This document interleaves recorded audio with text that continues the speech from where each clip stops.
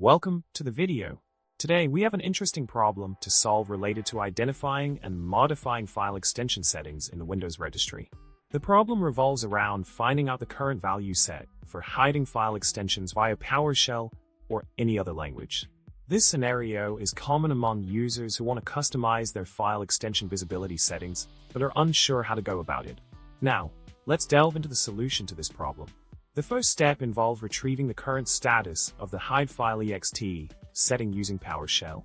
By setting the registry path and calling the getItemPropertyValue function with the appropriate parameters, we can fetch the current value and map it to either show or hide, depending on the retrieve status.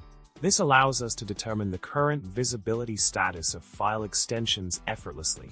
Building on the solution, the next crucial step is to modify the HideFileExt value to untick or not hide the extension type of files.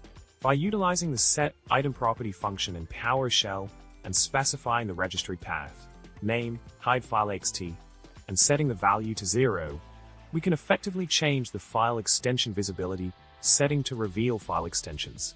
This simple yet powerful command empowers users to customize their file viewing preferences according to their needs.